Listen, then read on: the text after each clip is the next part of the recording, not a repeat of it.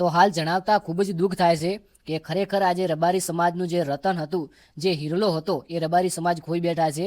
કારણ કે ગણેશપુરા ગામના અને વાવથરાદના તે રહેવાસી હતા એવા મહેશભાઈ રાયકા ખરેખર તમે સૌ જાણતા હશો અને આ દુનિયાની અંદર તેઓ નથી રહ્યા.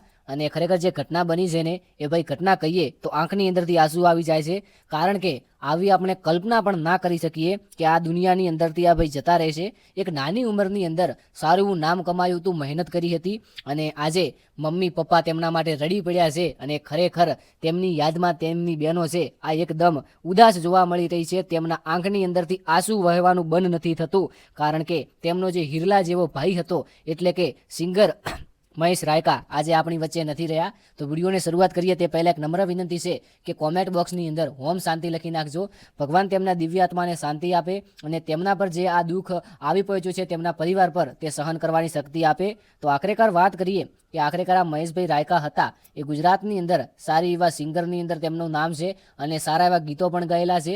ત્યારબાદ આ ભાઈ રેગડી અને આલાપ પણ સારી રીતે ગાવે છે અને ખરેખર તેમના રેગડી અને આલાપ આજે જોઈએ તો આપણને એમ લાગે કે આ ભાઈએ એવી તો શું મોટી ભૂલ કરી નાખી જેના કારણે આ દુનિયા છોડી દીધી છે. તેઓ આ દુનિયાની અંદર નથી રહ્યા. કેવી રીતે આ ભાઈનું આ ઘટના બની છે વાત કરવામાં આવે તો સબસ્ક્રાઈબ કરી લાઈક કરી નાખજો. આખરેકાર મહેશભાઈ રાયકા અને આ જે ઘટના બની છે તેનું આપણે સારી રીતે વિચારીએ અને વાત કરીએ કે કેવી રીતે આ ઘટના બની. તો હાલમાં મિત્રો ઇન્સ્ટાગ્રામની અંદર રીલો આવી અને અચાનક ખબર પડી કે આ ભાઈ આપણી વચ્ચે નથી રહ્યા. ત્યારે ઘણા લોકોએ કોમેન્ટ કરી કે ઘટના શું બની છે.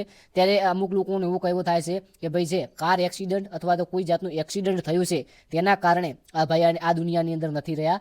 હાલ થોડા દિવસ પછી આખરેકાર જે સાચું કારણ છે એ તો સામે આવી જ જશે. પરંતુ એવું પણ બની શકે છે કે તેમના કારની અંદર અથવા બાઇક જે સાધન હોય તેમની અંદર આ ઘટના બની હોય. તો આખરેકાર જો તમને ખબર હોય અને તમે જો આ બાજુ આજુબાજુના વિસ્તારના હોય તો કોમેન્ટ કરીને જણાવજો કે આખરેકાર આ ભાઈનું હકીકતમાં રિયલમાં શાના કારણે આ દુર્ઘટના બની છે.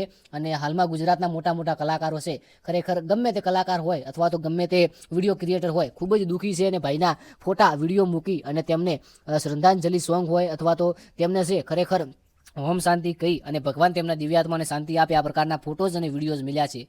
તમે ફક્ત ને ફક્ત ફોટો જુઓ તો ફોટોમાં પણ મલકાતા મુખ અને હસતા મુખડે ખરેખર ભાઈ એટલા સારા હતા કે આજે તેમની વિશે આપણે જે શબ્દો કહેવા છે એ શબ્દો પણ નથી. તો ભાઈ માટે એક વિડીયોને લાઈક કરી નાખજો અને કોમેન્ટની અંદર ઓમ શાંતિ લખી નાખજો.